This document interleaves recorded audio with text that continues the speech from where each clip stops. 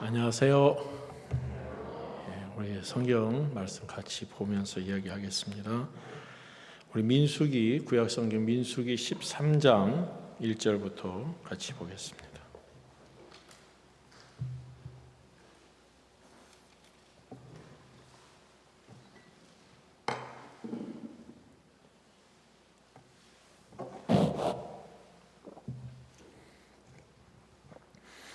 민수기 13장 1절입니다. 여호와께서 모세에게 일러 가라사대 사람을 보내어 내가 이스라엘 자손에게 주는 가나안 땅을 탐지하게 하되 그 종족의 각 지파 중에서 족장된 자 한 사람씩 보내라.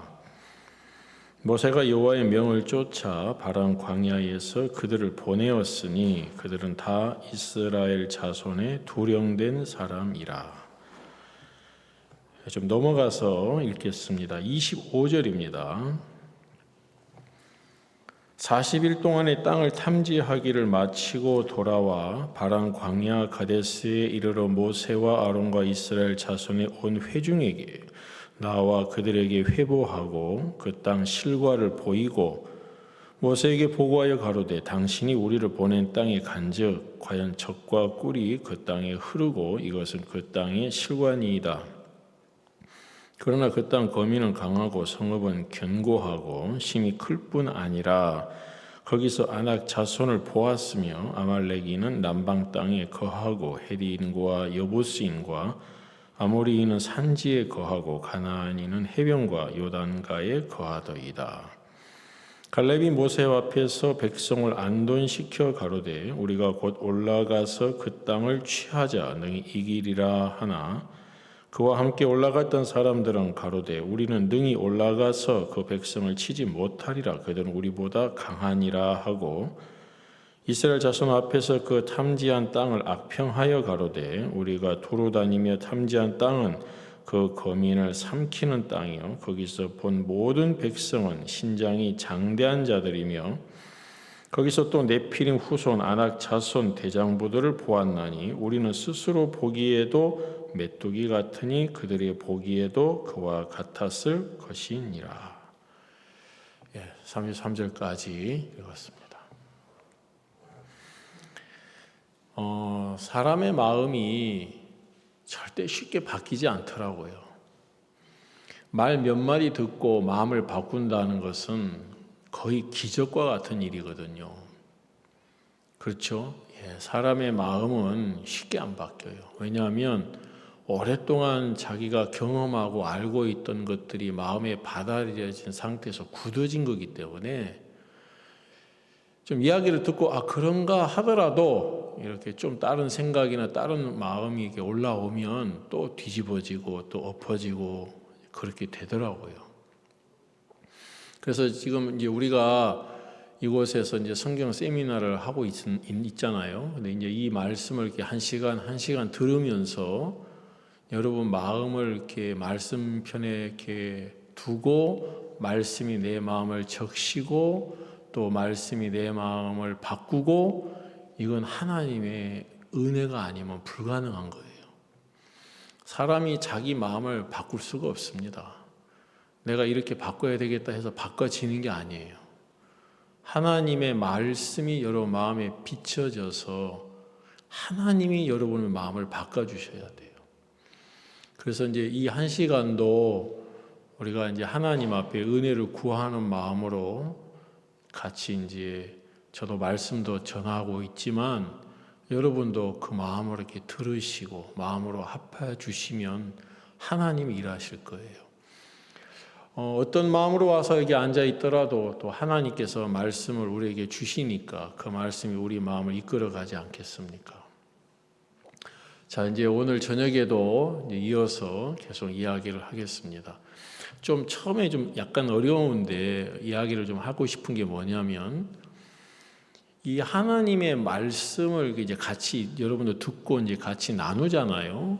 이제 그러면 이제 여기 이제 교회에 다니신 분도 계시고 신앙을 하시는 분도 계시겠지만 이렇게 이제 내 자신이 정말 무익해가지고 내가 아무것도 아니구나 하는 것을 깨우치고 그게 마음에 믿어진 상태에서 하나님 말씀을 말하고 하는 거하고, 내 자신이 정말 무익한 것을 모르는 상태에서 좀 그래도 괜찮다고 하는 생각을 가지고 있는 상태에서 이 말씀을 받아들이고 말하는 거하고는 절대 다릅니다. 그런데 이제 이 부분을 사람들이 잘 구별을 못해요. 그냥 말씀을 듣고 자기도 이제 믿음의 이야기를 한다고 하지만, 여러분 마음의 바탕이 다 비어진 상태가 되면 내가 뭘 어떻게 하려는 그 생각이 없어져요. 그리고 그런 마음이 올라오더라도 이건 안 되는 거지, 이렇게 생각이 되는 거예요. 근데 이제 내가 조금이라도 괜찮은 마음에서 비어지지 않는 상태에서 말씀을 대하고 같이 신앙생활을 하면 꼭 내가 나타나게 돼 있어요. 여러분 자동차가 좀 고장이 나면 한번 덤벼들려고 하는 사람이 있어요? 그죠? 내가 한번 고쳐볼까? 그죠? 저는 자동차가 고장이 나면 절대 손 안 댑니다. 아무리 간단한 것이 고장난다 하더라도 저는 손 안 대요. 제가 왜 손을 대요? 제가 손을 대면 댈수록 망가지는데. 그죠? 예, 제가 아주 어릴 때지만 중학교 때 호기심이 있어서 우리 집에 자명종 시계를 이제 아버지가 사셨나 이제 샀어요. 왜 때르르르 하고 울리는 그 자명종 시계 있잖아요. 동그란 거. 그게 찰칵찰칵 가가지고 그거 신기하더라고요. 그래가지고 가만히 두면 되는데 그걸 드라이버를 가지고 한번 풀어봤어요. 어떻게 되는가. 겉으로 이렇게 풀어보니까 뼈가 안에서 찰칵찰칵 움직이더라고요. 그래서 그런가 보다 하고 덮어야 되는데 또 보고 싶어가지고 하나 더 풀고 제 어머니나 아버지는 모르시는데, 지금까지 모르셔요. 내가 지금 처음 얘기하는 건데. 그래갖고 드라이버로 이렇게 하나하나 풀다가 보니까 다 풀어가지고 다시 잠글 수가 없어. 그래서 그냥 그대로 어디 갖다 버려버렸거든요. 그때 당시에 제가 중학교 때인가 그랬으니까 비싸거든요. 그때 당시에. 어떤 분은 시골에서 중학교 때 자기 동네에 전기가 들어왔다고 하는 분도 계시는데, 그때에 비하면 상당한 돈이 나가는 건데, 그러니까 여러분 자동차가 고장이 나면 덤벼드는 분은 자동차에서 뭔가 좀 아는 분이 덤벼들죠. 그죠? 저는 절대 안 덤빕니다. 누가 고치도록 이렇게 내버려 두지. 여러분 우주선 고장나면 덤벼드는 분 있어요? 예? 얼마 전에 우리나라 우주선 쏴 올렸잖아요. 그죠? 근데 한 번 실패했어요. 근데 그 실패했는데 그 작은 부품 때문에 실패한 거거든요. 그럼 그거 이제 결과를 알면 그거 아무것도 아니지만 우리는 알아요, 몰라요? 몰라요. 그러니까 고장나도 돈이 어마어마하게 손해가 나도 발만 동동 구리지 어떻게 해보려고 해요, 안 해요? 안 해요. 여기 있는 분들 중에서 뭐 과학자 계셔요? 안 하죠? 안 해요. 이게 마음에서 분명한 선이 있어요, 없어요? 있어요. 이건 내가 건들면 안 된다. 이건 내가 건드려야 되겠다. 한번 해볼까? 이건 아예 하면 안 돼. 여러분 마음에 딱딱 선이 있다는 거죠. 그러면 그것보다 더 어려운 게 뭐냐면 여러분 인생이거든. 근데 우리가 내 인생이니까 여러분 인생에다 손 대요, 안 대요? 다 대잖아요. 내 자식에게도 손 대고, 내 자신에게도 손 대고, 내 아내에게도 손 대고, 다 오만 거 손 대요. 하지도 못하면서. 다 손대는 것보다 망했어요, 안 망했어요? 다 내가 손대는 것보다 망쳤거든. 그걸 깨우치는 게 진짜 하나님의 축복이라는 거예요. 그걸 자기가 손대가지고 다 망하고 있으면서도 그걸 아직도 못 깨우치는 분들이 너무 많아요. 그러니까 마음을 못 바꾸는 거예요. 누가 마음을 바꾸냐? 제가 이제 오전에도 말씀을 드렸습니다만 실패한 사람. 그 사람은 마음 바꾸는 게 쉬워요. 왜? 내가 손대면 다 망하니까. 그냥 손 대고 싶다가도 아예 안 돼. 이거 손 대면 안 돼. 손 댈 수가 없는 거예요. 이 부분에 대해서 정확한 선이 있다는 거지. 그러니까 이 부분에 대한 선을 먼저 여러분에게 정해주고 알려주고 하는 게 먼저라는 거예요. 근데 이 부분에 대해서 알려주지 않은 상태에서 우리가 하나님을 열심히 섬겨야 됩니다. 죄를 안 져야 됩니다. 이웃을 사랑해야 됩니다. 하나님 뜻대로 살아야 됩니다. 아무리 얘기해봐요. 안 되는 거예요. 왜요? 안 되는 사람이거든요, 우리는. 그러니까 먼저 이 부분에 선을 딱 그어주면, 자, 우리가 이거 해야 됩니다. 아유, 그거 저 못해요. 아니, 왜 좀 이렇게 애를 써서 좀 이렇게 한번 드라이브 가지고 좀 댐벼들면 우주선 어떻게 한번 고쳐볼 수 있잖아? 하고 누가 아무리 여러분을 속이려고 하고 막 이렇게 그저 이끌어 가려고 해도 거기에 절대 여러분이 안 이끌려요. 저도 그렇고. 거기 이끌릴 사람 아무도 없어요, 여기에. 근데 자전거가 고장이 났다고 하면 이끌릴 사람 많아요. 그죠? 한번 해볼까? 그죠? 저도 그래요. 자전거 고장나면 한번 가서 볼 거예요. 저도 어떻게 한번 못하면서도. 여러분, 우리가 이 부분에 대해서 명확하게 선을 그어주는 것이 이 말씀입니다. 그리고 여러분에게 먼저 그 선을 그어줘야지 그게 진짜 여러분을 진리로 이끌어가는 말씀을 가진 것이에요. 근데 대부분 이 부분에 대한 선을 그어주지 않으니까 내가 거기에 개입이 돼가지고 내 힘이나 내 의지가 개입이 돼서 하나님의 말씀을 이루려고 하는 신앙을 하기 때문에 신앙이 안 되는 거예요. 어려운 거예요. 근데 이 부분에 대한 선을 딱 그어주면 그 다음부터 신앙하는 게 하나님을 섬기고 믿음으로 삶을 사는 게 어렵지가 않아요. 안 어려워요. 왜? 분명한 선이 있으니까. 제 차는 휘발유입니다. 간혹 가다가 이 자동차, 이 승용차 중에 디젤 차도 있어요. 그렇죠? 우리 여성분들께서도 그 정도는 알죠? 아, 목사님 나를 이렇게 무시해도 그렇지 그 정도는 압니다. 그걸 모르는 분도 있어요. 그냥 아무거나 넣으면 다 가는 줄 아는 분도 있어요. 여러분, 휘발유차하고 디젤차하고 기름이 달라요? 같아요? 달라요. 그러면 여러분이 휘발유차에다가 디젤 넣으면 차 가요? 안 가요? 안 가요. 고장나요. 바로 그 기름 다 빼내야 돼요. 그렇죠? 시동 걸고 가면 그 엔진 다 망가져요. 이게 정확한 개념이라는 거예요. 어려워요? 안 어려워요. 너 차 무슨 차야? 예, 휘발유인데요. 그럼 기름 휘발유 넣어야지. 그러지요. 이거 어려워요? 안 어렵죠. 딱 개념을 가지고 선을 가지고 있으니까 그 다음부터는 쉬워요, 안 쉬워요? 쉬워요. 똑같아요, 신앙도. 왜 어렵냐? 이 부분에 대한 선이 분명치 않기 때문에 어려운 거예요. 내 차가 휘발유였던가 디젤이었던가 한번 아무거나 넣어봐. 가다가 고장나면 고치게. 아무도 그런 사람 없어요. 먼저 기름을 넣기 전에 이게 휘발유인지 디젤인지 확인을 해요. 그렇죠? 예. 자, 여기서 우리가 말씀을 같이 나누면서 여러분의 자신의 모습을 발견하면 그 다음부터는 이 말씀이 내 마음에 받아들여지는 것은 쉽습니다. 그 다음부터는.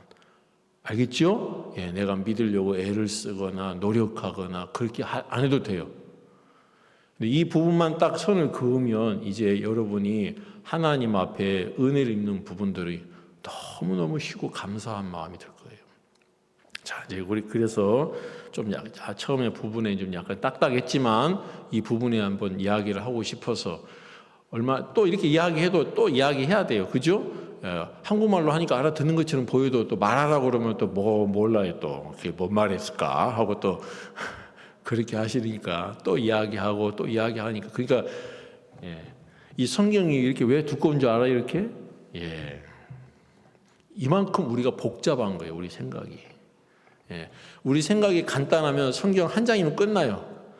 근데 이만큼 두꺼워. 이만큼 우리가 복잡한 거예요. 그래서 우리 서로 다 아니까 마음만 열고 같이 대화만 나누시면 이 세미나 기간 안에 우리가 다 은혜를 입을 거예요. 아멘. 예. 예.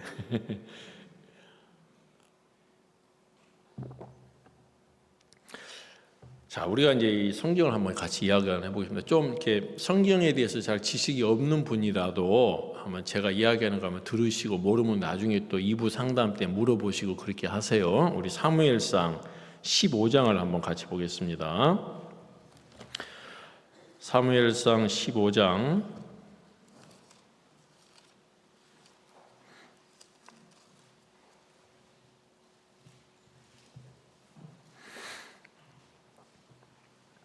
1절부터 읽겠습니다. 사무엘상 15장 1절입니다.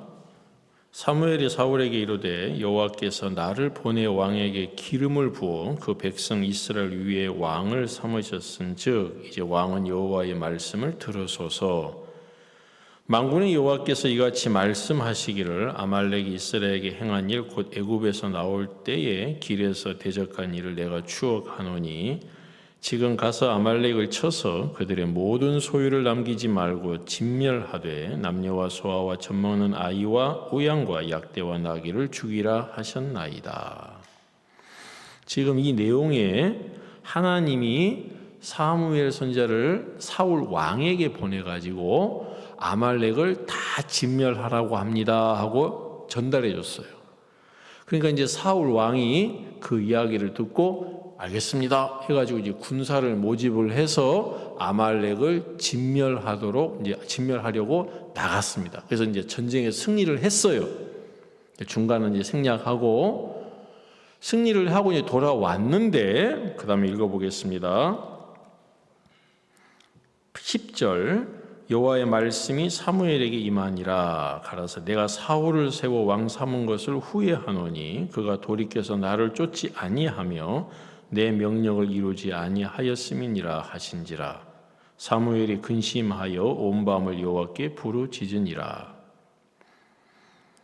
자, 지금 하나님이 사무엘에게 뭐라고 이야기하냐면 사울이 내 말을 안 듣는다 이렇게 이야기하신 거예요.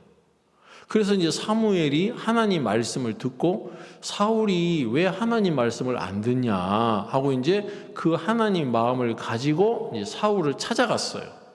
이제 사울을 찾아가서 이야기를 하니까 13절 사무엘이 사울에게 이른즉 사울이 그에게 이르되 원컨대 당신은 여호와께 복을 받으소서 내가 여호와의 명령을 행하였나이다. 지금 하나님은 사울이 내 말을 안 듣고 내가 말한 대로 안 했다 하고 이야기하시는데 지금 사울은 뭐라고 이야기를 하냐면 나는 여호와의 말씀을 다 행했습니다 하고 이야기를 합니다. 그러니까 이제 의견이 차이가 있는 거예요 지금 서로. 그러니까 이제 사무엘이 뭐라고 이야기하냐면 14절에 사무엘이 가로되 그러면 내 귀에 들려오는 이 양의 소리와 내게 들리는 소의 소리는 어찌미니까? 그럼 내가 하나님이 다 진멸하라고 했는데 지금 왜 진멸했으면 양 소리, 소 소리가 들리냐? 이건 뭐냐? 하고 이제 물어봤어요. 그러니까 사울이 뭐라고 얘기하냐면 그것은 우리가 아말렉 사람에게서 끌어온 것인데 백성이 당신의 하나님 여호와께 제사하려 하여 양과 소의 가장 좋은 것을 남기며 그 외의 것은 우리가 진멸하였나이다.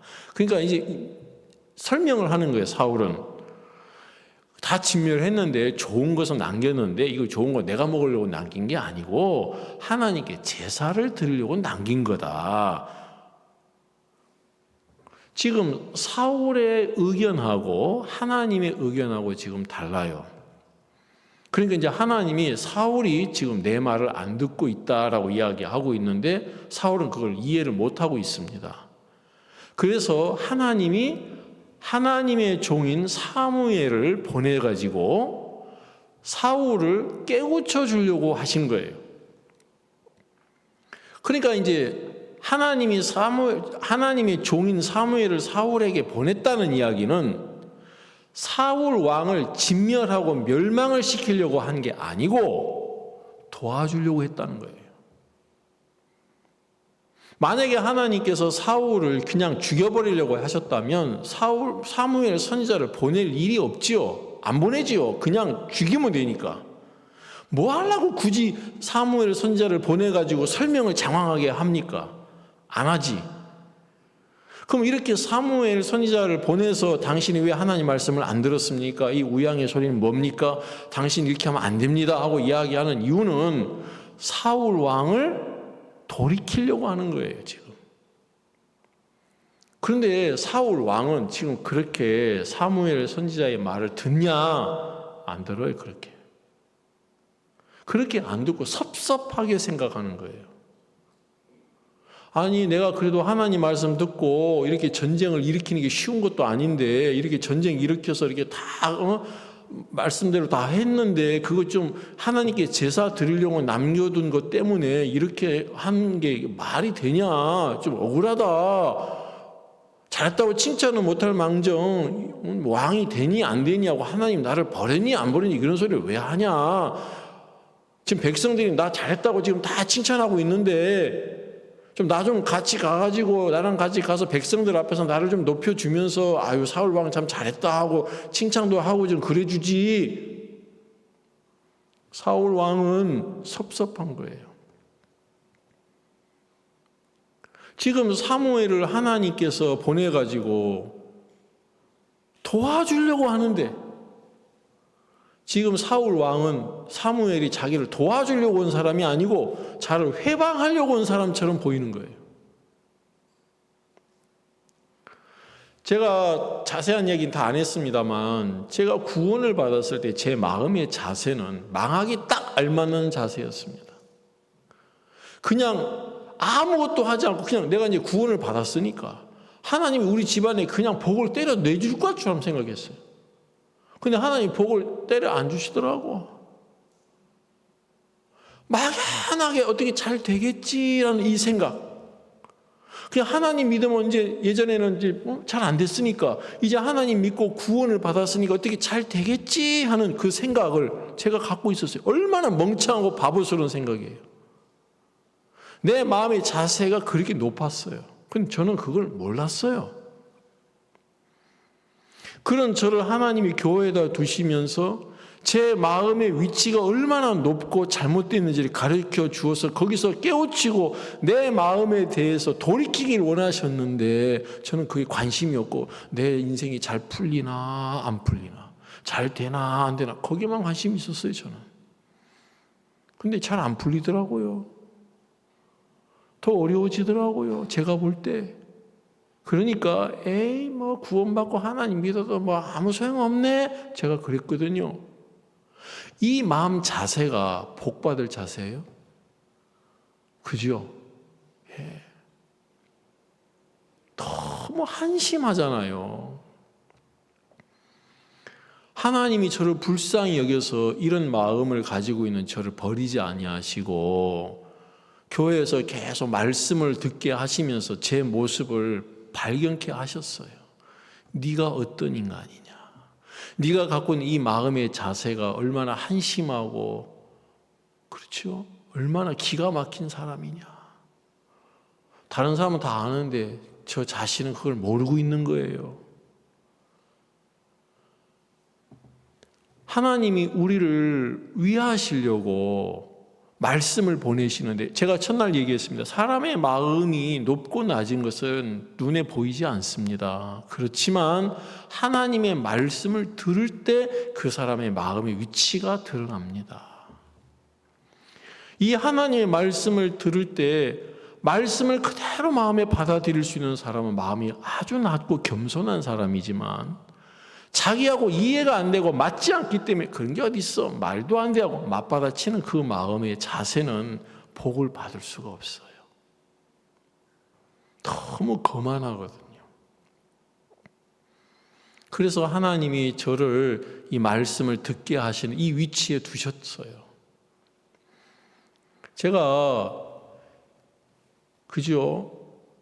이제 사역자들이 이제 교제를 해요. 사역자들께서 이제 교제를 해줘요. 왜 교제를 해주냐면, 그런 마음의 자세로는 사역을 할 수 없기 때문에 마음이 높은 부분들을 깨우쳐 주고 마음을 낮춰 주려고 이제 우리 사역자 동력자께 같이 교제를 합니다. 도와주려고 교제를 하는 거거든요. 그런데 교제를 하면 도와주는 사람이 아니고 나를 어렵게 하는 사람인 것처럼 그렇게 느낄 때가 있어요. 제가 한번 이제 전라남도에서 이제 어떤 사역자님과 교제를 하고 있는데 내가 무슨 원수진 일도 아니고 그냥 도와주려고 교제를 하는데도 난 모르겠다 하면서 마음을 강팍하게 여기고 먹고 나 사역 안 하면 되지 않냐고 이렇게 이야기하시더라고. 내가 지금 사역을 도와주려고 하는 건데 우리가 자기 마음에 안 맞는 이야기 한다고 탁 튕겨요. 그래서 제가 지금 우리가 이렇게 이야기를 나누는 것은 사역을 어떻게 더 잘 되게 하려고 하는 게 아니고 목사님이 우리 인생을 위해서 이야기하는 건데 뭐 사역을 그만하든지 안 하든지는 본인 자유고 내가 하나만 부탁하자 내가 그랬어요. 뭐냐고 그러더라고. 집에 가셔가지고 아내 되시는 사모님한테 내가 당신의 눈에 어떤 사람으로 보이냐고 한번 물어보라고 그랬어요. 그거야 뭐 어렵지 않다고 그러더라고. 그래 한번 가가지고 솔직하게 내가 화 안 내고 그럴 테니까 당신이 나를 어떻게 보고 있는지 솔직히 이야기를 해달라 해서 그 얘기를 듣고 한번 자신의 모습을 좀 봤으면 좋겠다. 알았다고. 그리고 이제 화를 내고 가셨어요. 그 다음날 와셨더라고. 그 다음날 와서 저한테 그러시더라고. 목사님이 나한테 그렇게 말해서 집에 가서 내 아내한테 가서 물어봤다. 그랬더니 제 아내가 이야기를 하더라. 옛날에 어느 지역에 있을 때 그 지역에 있는 지역장 목사님이 남편도 남편이지만 하나님이 종인데 사모님들이 남편을 이렇게 무시하면 안 되고 하나님이 종의 말씀으로 들어야 된다 하는 이야기를 하시더라. 그래서 그때부터 내가 마음 꺾고 당신이 이야기하는 게 하나님의 종이 말씀한다고 생각하고 내가 받아 적으면서 들었다. 너무 듣기 싫었다. 왜 이렇게 가르치려고만 하냐. 내가 듣기 싫어서 때려치고 싶었는데 남편도 하나님의 종이라고 이야기하신 그 음성 때문에 내가 적으면서 들었는데 내가 못 듣겠다. 이제 말하라고 하니까 내가 말한다. 아이고 시원하다 하면서 당신 정신 좀 차려라 하고 이야기를 했대요. 그 목사님이 자기 아내가 자기가 말씀을 전할 때 잘 듣고 막 그래서 자기가 신령한 줄 알았다는 거지. 근데 그 이야기를 듣고 완전히 충격을 먹었어요. 그리고 풀이 팍 꺾여갖고 오셨더라고. 목사님, 우리가 서로 뭐 네 잘나니 내 잘나니 할 이유가 뭐 있습니까? 근데 이런 마음의 자세로는 안 되니까 교회에서 우리 마음을 바꿔주려고 하는 거지. 그냥 그 다음부터 듣더라고요. 같이 교제가 좋았었어요. 그래가지고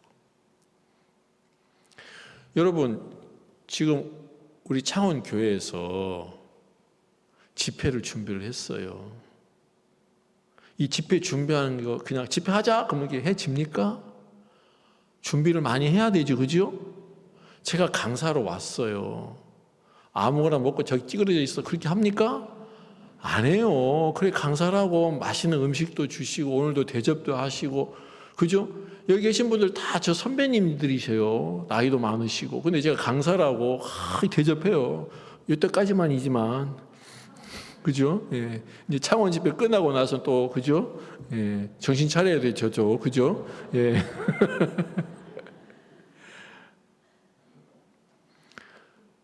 여러분 이런 집회에 마음 드리고 돈 드리고 왜 합니까? 여러분 불러다 놓고 괴롭히려고 합니까 지금? 그죠? 누가 정신 나간 사람이 그런 짓을 해요. 우리가 이런 집회를 준비하는 것은 여러분들을 도와주려고 하는 거거든요. 그렇죠? 예, 도와주려고 하는 거예요. 천국에 이끌어 주려고 하고 여러분의 인생을 참된 행복과 기쁨의 인생을 만들어 주려고 우리가 이런 귀한 집회를 준비했단 말입니다. 그런데 그냥 가만히 말씀을 들으면 아 그렇구나 하고 마음에 받아들일 수 있는 건데 오랫동안 형성되어 있는 내 기질이라든지 내 성품이라든지 내 마음에 옳은 것들이 이런 하나님의 말씀이 내 마음을 이끌어 주려고 할 때마다 부딪히게 해요. 그래서 그냥 괜히 화가 나고 막 반발심이 생기고 마음에서 거부하는 마음이 생기고 그러거든요. 그래서 이때 우리가 하나님에게 은혜를 입어야 되는 거예요. 그래서 제가 지금 말씀을 드리고 싶은 부분이 이거예요. 지금 사무엘 선지자가 사울에게 온 것은 사울을 버리려고 하는 게 아니고 거기서 돌이켜서 하나님의 은혜를 입어 계속 믿음의 왕성함을 살도록 그렇게 이끌어 주려고 왔단 말입니다. 그러면 그 이야기를 조금만 귀담아 들으면 그 마음을 알 수 있는데 사울이 마음을 강팍하게 해서 사무엘 선지자가 전해주시는 그 하나님의 음성을 못 듣더라고요. 말은 하나님의 종이라고 했잖아요. 그리고 기름을 부어가지고 누가 자기를 왕 삼았는데? 사무엘이거든요. 자기에게 왕을 삼고 자기를 인도한 그 사무엘 선지자를 사무엘이 자기 마음에 안 맞는다고 공격하더라고. 이건 사울의 정신이 아니에요. 그렇죠?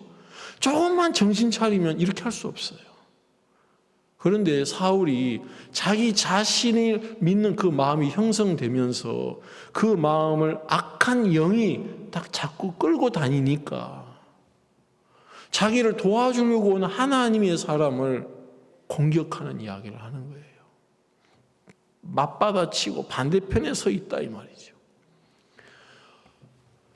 마음에서 먼저 여러분이 하나 선을 그어야 됩니다. 무슨 선을 그어야 되냐면 여러분 앞에서 이야기하고 있는 분들이 여러분을 위하는 분인지 위하지 않는 분인지 이 부분에 대해서 여러분이 마음에서 먼저 선을 딱 그어야 돼요. 오전에 제가 제 첫째 아들 이야기했는데 오늘 저녁에 둘째 아들 이야기 좀 해야 되겠어요.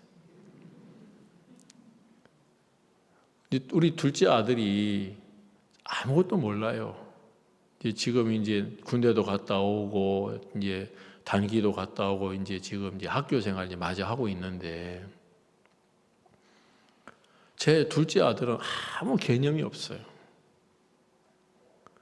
서울에서 중학교 다녔는데 중학교 3학년 우리 아들도 이제 뉴질랜드에 있다고 왔기 때문에 둘째 아들도 한국말 잘 몰랐어요. 세상에 그 학교에 그죠? 학생들이 그 자기 학교에 있는 학생이 300명이 있는데 성적표를 받아왔더라고.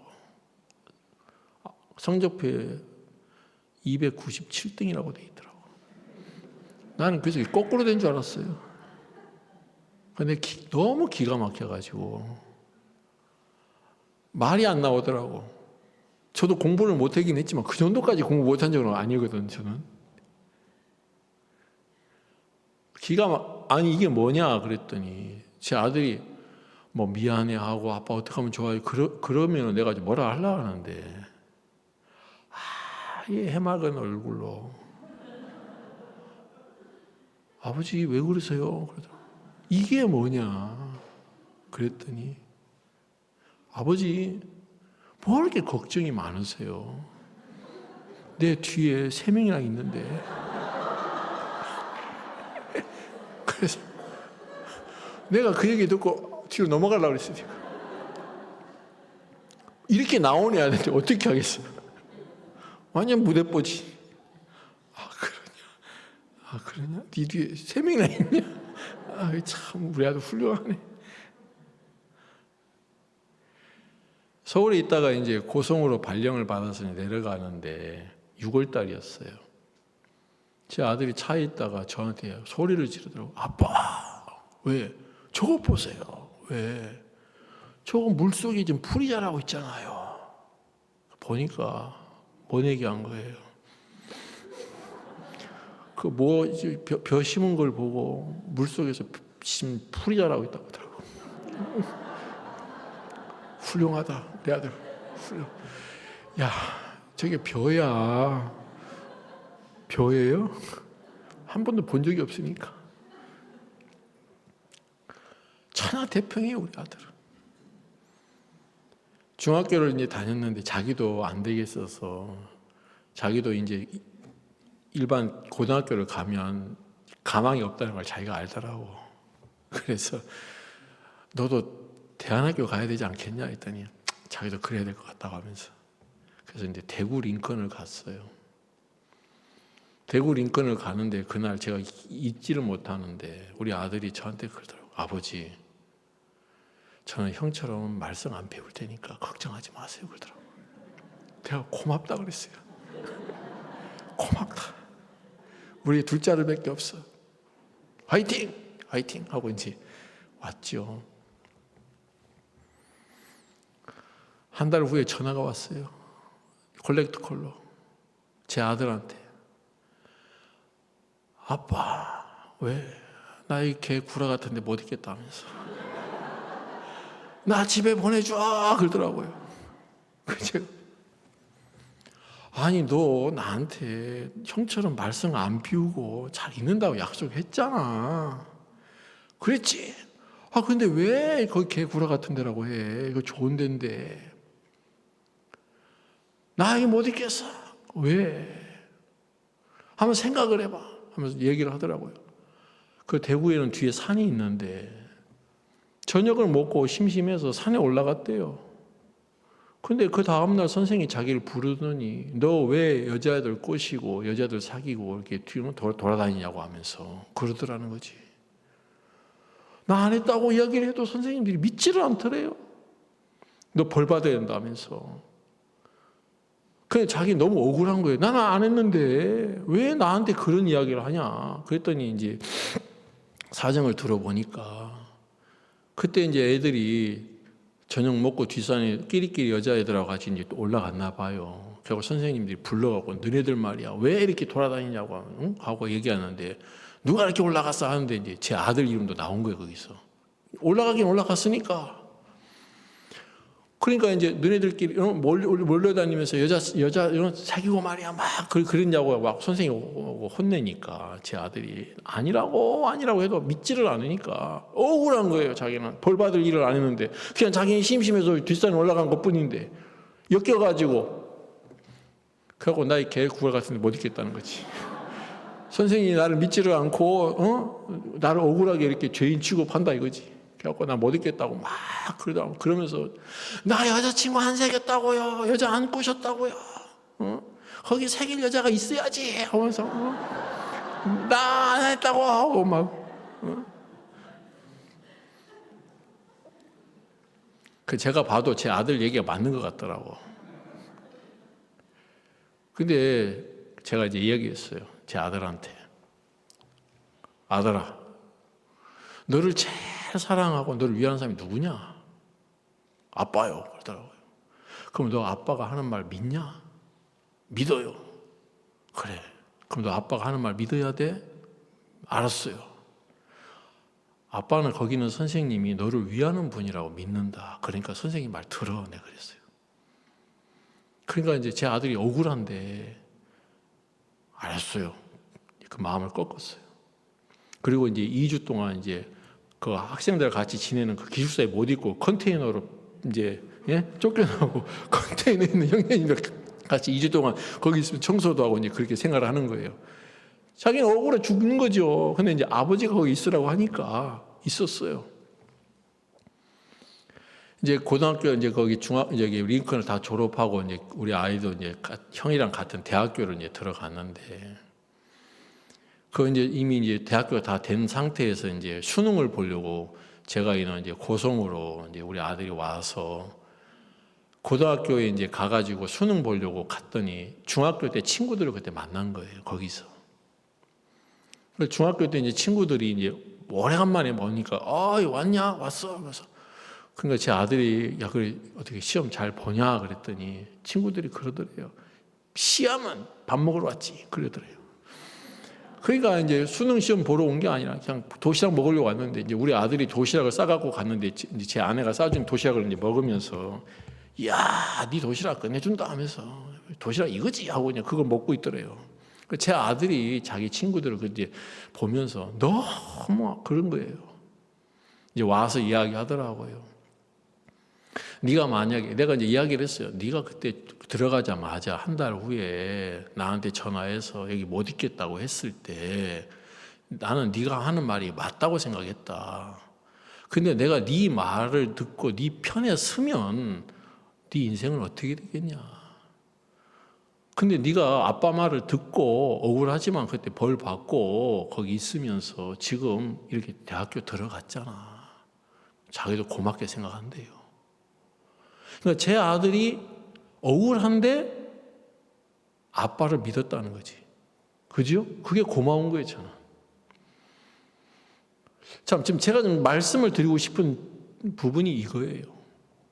여러분 앞에 대상이 나를 위하는 분이라는 것을 여러분이 이 부분에 대한 선을 갖지 않은 이상은 여러분의 생각하고 맞을 때는 받아들이지만 여러분의 생각하고 안 맞을 때는 못 받아들일 거라는 거죠.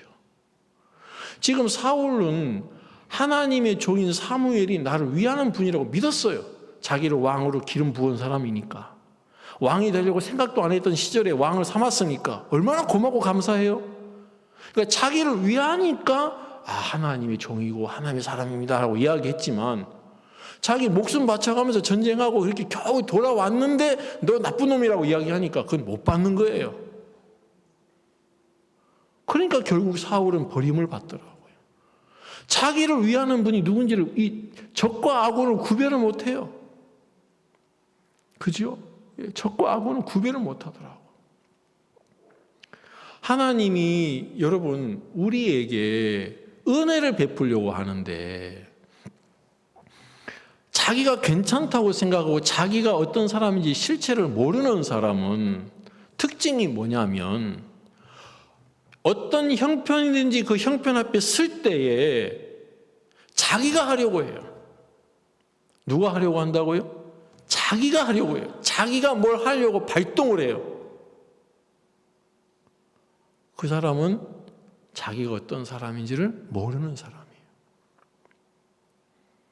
내가 아무것도 아니고 내가 아무것도 할 수 없는 사람이라는 것을 아는 사람은 형편 앞에 딱 섰을 때 내가 하려고 하지 않는다는 거예요. 왜? 못하니까. 우주선이 고장 났을 때 제가 가서 설치지 않아요. 못하니까.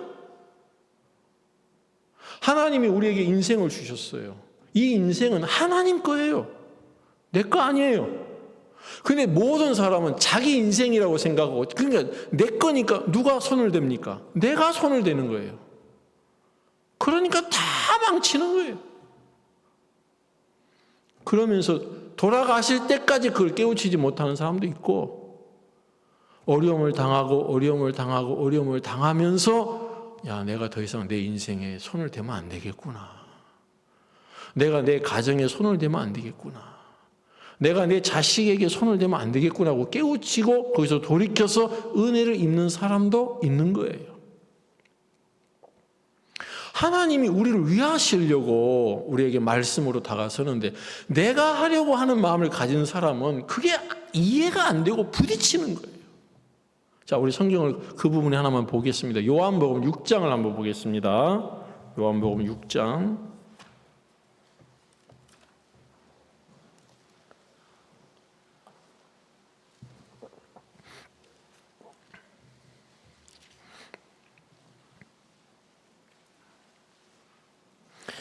요한복음 6장 5절입니다.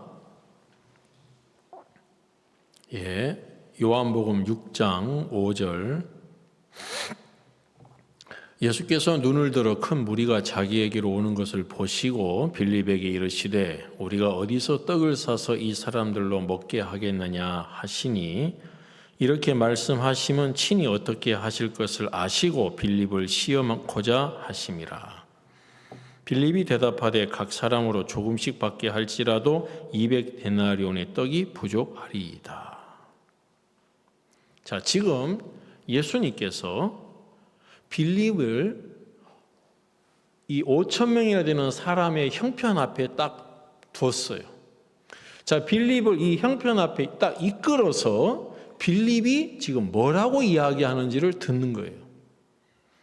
자, 빌립이 지금 날이 저물어가고 사람들이 굶고 양식이 없는 이런 형편 앞에 딱 섰을 때 지금 빌립이 뭐라고 이야기합니까? 이 사람들이 음식을 먹으려면 200데나리온의 떡이라도 부족합니다 라고 이야기를 하죠. 지금 이 이야기는 전적으로 예수님을 빼고 한 이야기입니다. 그렇죠? 그러면 이 빌립은 이 형편을 딱 만났을 때 지금 누가 하려고 하는 겁니까? 자기가 하려고 하는 겁니다. 자기가 이 문제를 해결하려고 하니까 200데나리온의 떡이 필요하다는 거죠. 그러니까 이 이야기는 무슨 이야기냐면 예수님 완전히 무시하는 이야기예요. 당신 필요 없다. 그러니까 여러분이 형편 앞에 섰을 때 형편을 말하는 것은 그 사람은 하나님을 완전히 무시하는 사람이에요. 우리는 형편 앞에 서면 형편을 이야기할 수밖에 없지 않냐?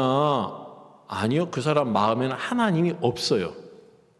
하나님이 마음에 없는 사람이 형편을 말하는 거예요. 하나님이 있는 사람은 형편을 말하지 않고 하나님을 말해요. 그러니까 이거는 여러분이 각오와 결심으로 흉내를 낼 수가 없어요. 절대로. 왜? 없는데 내줄 게 없어요. 없기 때문에. 있어야 내주죠. 자, 지금 예수님이 빌립을 이 형편 앞에 두고 빌립을 시험코자 했다고 했습니다. 빌립이 뭐라고 얘기하는지. 우리는, 자, 보세요. 여러분 형편 앞에 딱 쓰면 여러분이 해결할 수 있는 것이 아무것도 없는데도 여러분이 그 형편을 어떻게 해보려고 하지 않냐는 거지. 그죠? 어떻게 해보려고 한다는 거예요. 못하면서. 하나님이 계속 뭐라고 우리에게 이야기하십니까? 너 못하잖아. 너 못 이기잖아. 여러분, 내가 싸움에서 지니까 짜증이 나고 슬픔이 오고 마음이 두렵고 어렵고 그러는 거지. 이기는 사람이 그런 걸 갖고 있어요? 이기는 사람은 그런 마음 없어요. 지니까 마음에 부담이 있고 짜증이 나고 슬픔이 있고 그러는 거예요. 그 사람은 졌다는 거예요. 그 형편 앞에. 이미 싸움에서 지고 들어간 거예요. 빌립은 예수님 완전히 무시한 거예요. 예수님 필요 없다는 거죠. 예수님을 조금이라도 마음에 두는 안드레는 이 5천 명이라는 형편 앞에 물고기 2마리하고 보리떡 5개 아무것도 아닌데 이걸 들고 예수님께 왔잖아요. 바보 같지 않습니까? 여러분 5천 명을 놔두더라도 여기 있는 분들 굶었는데 그죠? 보리떡 못지 한 5개 있어 봐봐. 이거 갖고 뭐 돼요? 뭐 그죠? 내놓기는 나 혼자 먹어버려야지. 그죠? 내놓기는 뭐 어떤 여기 있는 사람 얼마 되지도 않는데 5천 명에 비하면. 근데 안드레는 그 5천 명이라는 그 형편 앞에 예수님을 마음에 두니까 예수님께 그걸 두고 나오더라고. 그죠? 그러니까 그만큼 여러분 자신이 어떠한 것을 깨우치는 것이 정말 중요한 거예요. 내가 조금이라도 괜찮은 마음을 가진 사람은 반드시 형편을 말하게 돼 있어요. 그러니까 형편을 보이는 대로 말하는데 뭐 잘못됐냐고? 잘못된 거 없어요. 그럼 그렇게 사셔야지 뭐 어떡하겠어. 형편을 말하는 사람 마음에 평안이 있어요? 없어요. 평안 없어요. 평안이 없는데도 형편 말해요. 본인은 기쁨을 원한다고 하고 평안을 원한다 하고 소망을 원하고 믿음을 원한다고 말하는데 보이는 형편을 마음에서 부인을 못해요. 내 형편이 이런데 뭐 어찌라는 거야? 여기에서 벗어나지를 못해요. 어찌라기는 자기로서는 길이 없는데 그럼 내가 길이 없으니까 어째요? 절망인 거예요. 그러면 내 마음에 절망이 왔다는 얘기는 뭐예요? 예수님 하나도 없다는 얘기예요. 그럼 예수님은 우리 옆에서 뭐라고 하시겠어요? 야, 나 있잖아. 나 옆에 있잖아. 아, 저리 가란 말이에요, 지금. 어려 죽겠구만. 그 얘기지. 그죠? 예수님께서 빌립에게, 야, 나 있지 않냐? 어? 나 있잖아. 조용하세요, 지금. 지금 무슨 소리 하고 있어, 지금. 지금 200대네 떡 사러 가야 되는데 지금 돈도 없어 죽겠구만. 예수님을 마음에서 완전히 깔아뭉개잖아요, 지금. 저는 그런 마음이 들더라고요. 야, 내가 정말 거만하구나.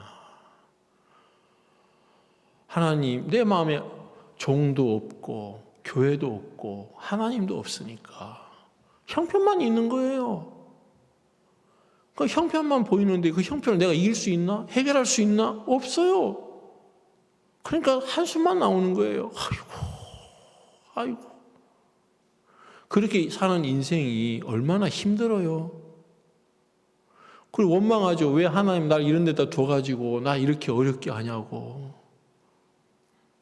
하나님 안 믿고 그냥 푸념하는 사람이에요. 하나님 믿는 사람 그런 얘기 안 해요. 하나님은 우리를 도와주고 싶은데 하나님이 안 보여요. 왜? 자기가 너무 강하니까. 그래서 하나님은 저를 그렇게 무너뜨린 일을 하시는 거예요. 내가 무너지니까 내가 어디다가 소망을 두게 돼요? 하나님의 말씀에다 소망을 두게 되는 거예요. 말씀이 뭐라고 했지?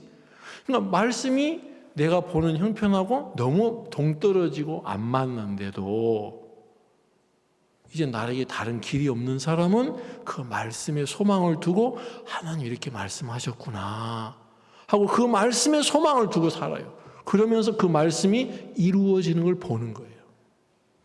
그러면서 자신이 얼마나 교만한 사람인지를 깨우치는 거예요. 그러면서 야, 내가 이 하나님 말씀 앞에 내 말을 하고 살았구나. 신앙을 하고 자기의 모습을 깨우치는 사람은 입을 다물게 돼 있어요. 너무 부족하고 거만한 인생인 걸 아니까. 그래도 여기 나오는 빌립은 잘났어요. 그죠? 빌립아, 이거 어떻게 해야 되지? 예수님 계시는데 뭘 걱정해? 이렇게 말하면 되잖아요. 그죠? 예수님 계시는데 그러면 100점이잖아. 그죠? 이야, 그런데 빌립이 뭐라? 저리 가세요. 지금 우리 돈 소중해. 지금 헌금 드는 게 얼마 없거든. 그러니까 지금 이 사람들 다 돌려보내야 되지. 200데나리온이 부족한데 지금 우리 소중해. 지금 헌금 드는 게 지금 10데나리온도 안 돼요 지금. 근데 지금 여기 붙잡아 놓고 어찌자는 거예요? 빨리 돌려보내야 돼요. 저는 이런 식으로 신앙을 하면서 살았어요. 뭘 잘못했는지도 몰라요. 그렇죠? 여러분이 형편을 말하는 것은 지금 빌립이 예수님한테 말하는 것과 똑같은 이야기인 거예요. 옆에 있는 예수님이 얼마나 섭섭하게 생각하시겠어요? 나는 돌아가셨냐? 나는 없냐? 나는 너에게 뭐냐? 너 나 안 보여? 안 보이는데요? 아, 예수님이 계시네. 그렇죠? 예. 사무엘 선지자가 당신 왜 하나님 말씀 안 들었냐고 하면 난 들었는데 왜 안 들었다고 이야기하시지?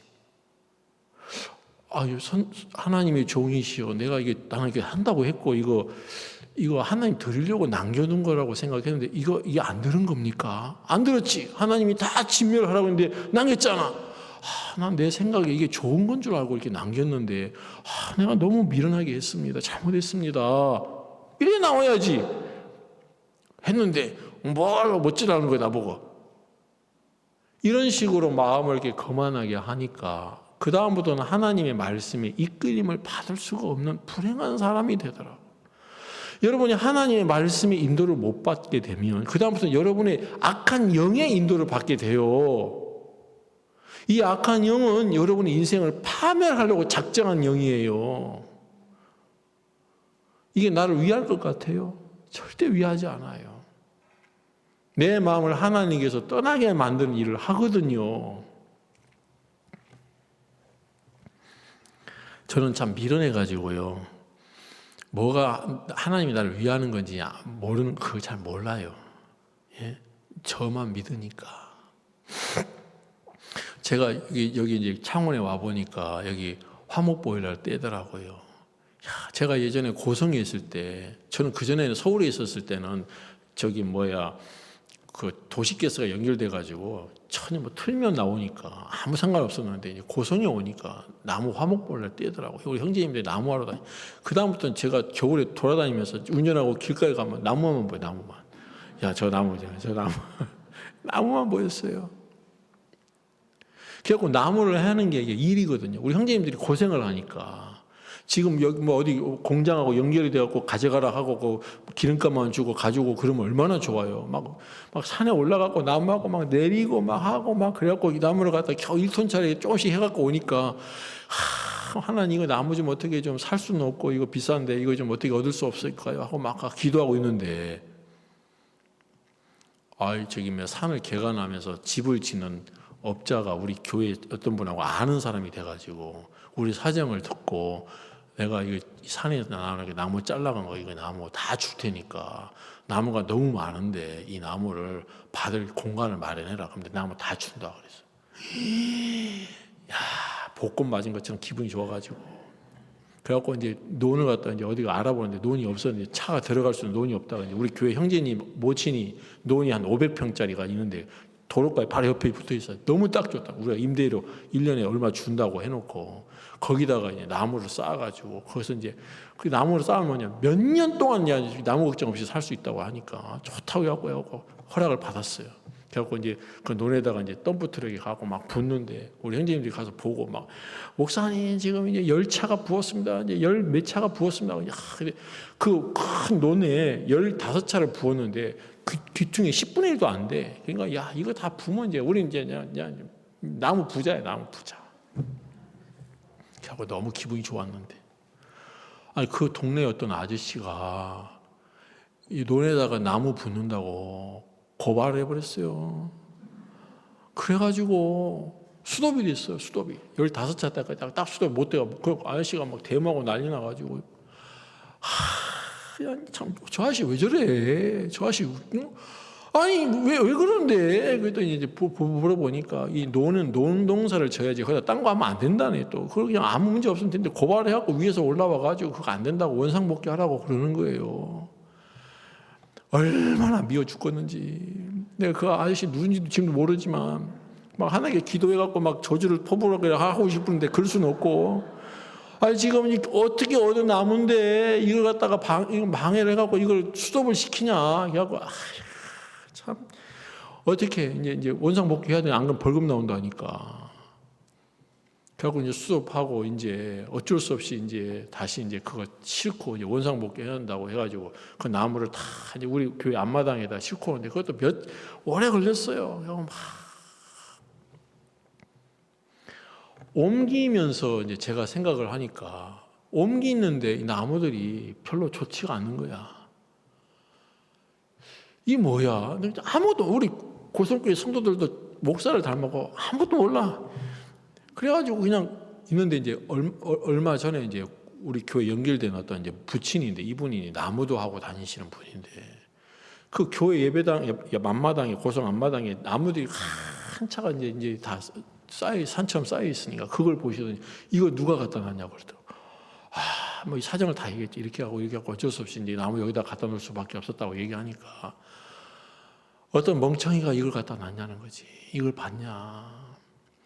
그 산 개간에서 집 만드는 그 업자가 완전히 나쁜 인간이라면서 쓰레기 같은 이 나무를 어디다 처리할 데가 없으니까 멍청한 당신네들 이용해가지고 이걸 갖다 쓰레기 같은 이 나무를 갖다 다 밑에 뿌리 쪽이 거기 갖다 다 흙하고 이렇게 하고 다 거기다 얹혀놓은 거라고 하면서 이거 쓸데도 없는 나무 이거 잘라면 얼마나 힘든 줄 아냐 하면서 이거 왜 이 나무를 받았냐고 그때 막 뭐라 하시더라고.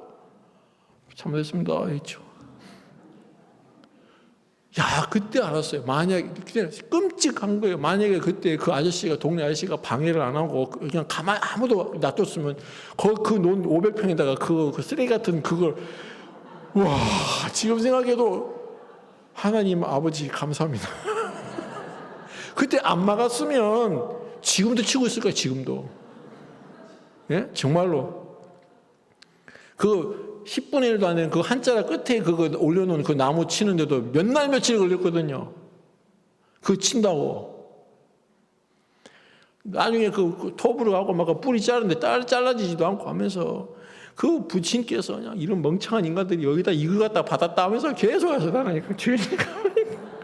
근데 감사한 게 내가 받아야 돼 하고 내가 주장하고 그거 갖다 놨으면 어떨 뻔했어. 우리 형제님들도 모르니까 목사님 그럽시다 이거까지 다 동범이거든. 예? 공범이어갖고 내가 그래도 무사히 지나갔지. 안 그랬으면 제가 이 자리에 있을 수도 없어요. 지금. 응? 지금도 나무 치느라고 지금 거기 있을 수도 있어. 제가 인생을 살면서 저에게 일어난 일들을 보면 하나님이 나를 도와주시려고 할 때가 있는데 내 편에 봤을 때는 하나님 나 막는다, 방해한다, 어렵게 한다 그럴 때가 많더라고요. 여러분, 제가 이제 실패를 통해서 하나님을 만나는 일에 대해서 이제 어제 말씀을 전했는데 아침에 여러분 지금 마음에서 지금 어려운 일이 여러분이 있는 분이 계시면 왜 나 인생은 이렇게 안 풀려? 난 왜 이렇게 어려워? 그러지 마시고 내 마음의 자세가 이렇게 나를 이끌어 가는 거구나 하고 하나님 보여주시는 거예요. 거기서 수도파게 하려고 하는 거예요. 여러분 마음에 고통이 오거나 어려움이 오지 않으면 계속 가는 거예요. 근데 고통이 오니까 수도를 하고 생각을 하고 그러지 않습니까? 하나님이 우리를 괴롭히는 게 아니고 내가 나를 괴롭히는 거거든요. 내 성질이, 내 오름이, 내 성격이. 하나님은 거기서 수도하게 하셔서 나를 돌아보게 하시고 하나님의 말씀을 듣게 하려고 하는 거예요. 자, 오늘 우리가 민수기 말씀 읽었죠? 자, 우리 민수기 말씀도 똑같은 이야기. 우리 민수기 13장 읽었습니다. 민수기 13장에는 무슨 얘기가 나오냐면 이스라엘 백성들이 애굽에서 나온 다음에 이제 하나님이 주신 그 약속의 땅을 정탐하는 일이 나와요. 그래서 각 지파에 한 명씩 뽑아서 12명이 가나안 땅을 정탐했단 말입니다. 정탐하고 나서 그 사람들이 뭐라고 이야기하냐면 악평을 하는 거예요. 자, 뭐라고 이야기합니까? 13장 보겠습니다. 27절. 모세에게 보고하여 가로되 당신이 우리를 보낸 땅에 간즉 과연 젖과 꿀이 그 땅에 흐르고 이것은 그 땅의 실관이이다. 그러나 그 땅 거민은 강하고 성읍은 견고하고 심이 클 뿐 아니라 거기서 아낙 자손을 보았으며 아말렉이는 남방 땅에 거하고 헤딘과 여부스인과 아모리인은 산지에 거하고 가나안인은 해변과 요단가에 거하더이다. 31절. 그와 함께 올라갔던 사람들은 가로되 우리는 능히 올라가서 그 백성을 치지 못하리라. 그들은 우리보다 강하니라 하고. 자, 지금 이 사람들이 지금 뭘 이야기합니까? 자기가 본 것을 이야기하고 있죠. 그럼 이 사람들이 말한 게 거짓말이에요? 참말이에요? 참말이죠. 근데 이 사람들이 자기들이 본 것을 말한 것은 하나님을 다 빼고 말한 거지요.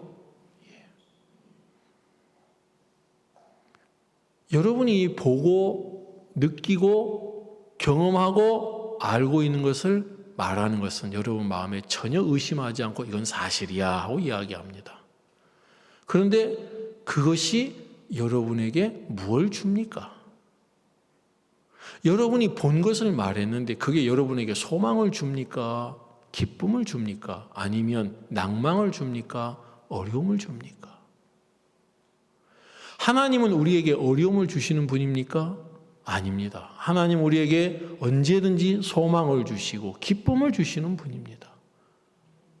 근데 왜 나는 내 마음에 기쁨과 소망이 없이 마음의 부담과 낭만과 슬픔이 있지요? 내 마음에 하나님이 하나도 없는 겁니다. 여기에 지금 우리가 밝은 가운데 이 집회를 할 수 있습니다. 왜요? 빛이 있으니까. 이제 여러분이 다 끝나고 가면 여기 불 다 끄면 깜깜하지요. 빛이 없으니까 깜깜한 거예요. 내 마음에 하나님이 없는 사람은 형편을 말하게 돼 있습니다. 자기가 본 걸 말하는 게 뭐가 잘못됐어요? 맞지요. 이 지금 10명의 정탐꾼들은 사실을 말했습니다. 근데 왜 이들이 저주를 받아야 됩니까? 사실을 말했는데 하나님을 완전히 무시한 이야기입니다. 여러분, 우리가 앞에 놓인 형편뿐만 아니라 내 앞에 있는 죄의 문제도 마찬가지입니다. 여러분, 죄를 자기가 해결하려고 하는 거예요, 사람들이. 건방지게 말할 수 없어요. 내 인생의 문제도 내가 해결하고 설치는 것처럼 죄의 문제도 내가 해결하려고 하니까 해결이 되냐는 거예요. 안 되죠. 절대 안 되는 거예요. 이 죄의 문제를 누가 해결해야 됩니까? 하나님입니다.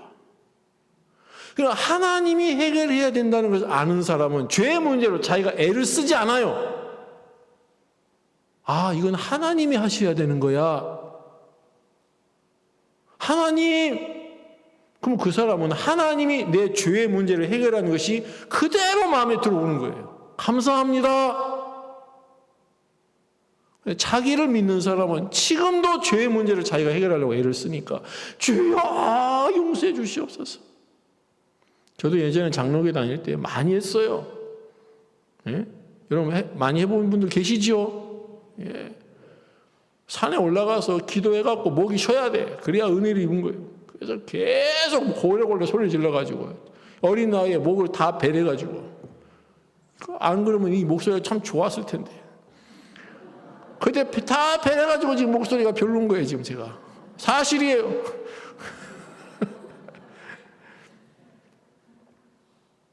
여러분, 죄의 문제는 누가 해결해야 돼요? 하나님이 해야 되는 거예요. 내가 해야 돼요? 아니죠. 우리는 할 수 없어요. 여러분, 죄의 문제도 내가 할 수 없고 내 인생의 문제도 내가 할 수 없고 이건 다 하나님이 하셔야 되는 거예요. 근데 사단은 우리 마음을 높여서 네가 해라. 네 인생이잖아. 그래서 내가 다 하려고 설쳤어요. 다 실패했어요. 그 실패를 통해서 내 실체를 보면 하나님께 돌아가는 거예요. 그렇지요? 예. 여기에 믿음의 이야기라는 여호수아와 갈렙은 능히 우리가 이긴다 얘기했습니다. 왜요? 이들의 마음엔 하나님이 있는 거예요. 여러분, 죄의 문제는 누가 해결하나? 하나님이 해결하니까. 그럼 하나님이 죄의 문제를 해결하면 해결이 돼요? 안 돼요? 되는 거예요. 그럼 하나님이 죄의 문제를 해결했으니까 완벽하게 하겠어요? 안 하겠어요? 당연히 완벽하게 하지. 내가 죄의 문제를 해결할 수 없다는 사실을 정확하게 아는 사람은 하나님이 이 죄의 문제를 완벽하게 해결했다는 것을 믿어요. 의심하지 않아요. 왜? 그 방법밖에 없으니까. 하나님이 죄의 문제를 조금이라도 해결하지 않고 남겨두면 우린 지옥 가야 돼요. 하나님이 하시는 거예요. 내가 네 죄의 문제 해결해 줄게. 예, 하나님. 내가 해봤는데 안 됩니다. 난 죄의 문제 해결해 보려고 했는데 더 고통만 됐습니다. 하나님이 해주세요. 그래, 내가 할 거야. 그 사람은 하나님이 어떻게 내 죄의 문제를 해결하시니 그걸 정확하게 듣고 그걸 마음에 믿어요. 아, 예수님을 그래서 보내셨구나. 예수님이 하시는 거구나. 그것처럼 모든 문제가 그런 거예요. 그러니까 여러분 마음에서 이 부분에 대한 선을 딱 가지셔야 되는 거예요. 내가 할 수 있는 거냐, 할 수 없는 거냐. 내가 할 수 없는 거구나. 그러면 딱 손 떼야 돼. 그렇죠? 어렵지 않아요. 손 떼고 그러면 이제 사단이 야, 그래도 내가 손 대게끔 막 옆에서 충동질을 해요. 그때 내가 할 수 없어 하고 딱 선을 긋는 사람은 충동질을 당할 때 내가 손 개입을 안 하는 거예요. 그러면 하나님이 말씀대로 다 일을 하세요. 근데 충동질할 때 내가 개입이 되면 그래 그렇지만 하고 내가 개입이 되면 그 다음부터 다 작품 베리는 거예요. 예수 그리스도의 보혈이 우리의 모든 죄를 다 사했는데 그래도 너 죄 짓잖아. 그거 죄 어떻게 해? 해결도 못하면서 그렇지 나 맞아 죄 졌지. 아이고 하나님 어떻게 해요? 하나님을 완전히 무시하는 이야기인 거예요. 자, 우리 말 속에 우리 행동 속에 하나님이 들어있는 사람은 하나님으로 말미암아 은혜를 입고 하나님이 빠진 사람은 내가 설쳐야 되니까 인생이 힘들어지는 겁니다. 하나님은 우리를 위하시는 분입니다. 하나님 우리를 사랑하세요. 그래서 이런 자리를 마련했고 여러분에게 복음의 진리를 여러분에게 전해서 누구도 멸망치 않고 하나님의 은혜로 영생도 얻을 뿐만 아니라 우리의 삶이 너무너무 아름답고 복되게 하시려는 하나님의 배려인 거예요. 그래서 여러분 마음에 내가 지금까지 알고 있는 것과 좀 다르다, 부딪힌다. 그럴 때 아니야, 내가 나를 위하지 않고 하나님이 나를 위한다고 하셨지? 하고 그때 그 부딪힘을 놔두고 말씀을 들으면 이 말씀이 여러분에게 임하는 거고 그 부딪힐 때 말 그래? 하고 내 생각을 고집하면 또 이게 어려워지는 거예요. 그래서 조금만 우리 마음의 생각을 깊이 하시면 하나님이 우리를 위하시는 그 하나님의 마음이 우리를 이끌어 가실 줄을 확실하게 믿습니다. 아멘. 예. 말씀을 여기까지 전했습니다. 오늘 저녁에도 여러분들 가지 마시고 여러분 죄의 문제뿐만 아니라 여러분 삶의 모든 문제에 대해서 좀 더 교제를 나누시고 또 이런 부분에 은혜도 입으시고 그렇게 돌아가시면 감사하겠습니다. 제가 기도하겠습니다. 하나님 아버지 고맙습니다. 우리가 너무 미련하고 거만해가지고 모든 문제를 내가 할 수도 없으면서 내가 하려고 설쳤습니다. 그래도 우리 하나님 우리를 사랑하셔서 기다리시고 또 기다려 주셨습니다. 그리고 옆에서 내가 해줄게 하고 말씀하실 때 예 하나님 내가 못합니다. 그 말만 하면 됩니다. 그럼 우리 하나님께서 우리를 위해서 준비하신 것들이 우리 마음에 다 들어오고 하나님이 이렇게 하셨습니다 하고 하나님을 찬양하게 될 겁니다. 사람들이 건방지게 죄의 문제를 자기가 해결할 수 있을 것처럼 생각을 해서 죄의 문제를 부둥켜 안고 싸움을 하고 있는데 다 실패합니다. 이제 하나님께서 죄의 문제뿐만 아니라 모든 인생의 문제를 예수님으로 말미암아 구원케 하시려고 예수님을 보내셨는데 그 예수님이 우리의 마음의 구주로 영접이 돼서 우리의 삶을 이끌어 간다면 얼마나 아름다운 삶을 살겠습니까? 우리에게 그런 은혜를 베푸시려고 이런 귀한 집회를 주신 하나님께 감사하고 또 이외의 교제를 주님이 축복하셔서 우리가 다 같이 하나님의 은혜임이 부족함이 없도록 이끌어 주십시오. 예수님의 이름으로 기도드렸습니다. 아멘.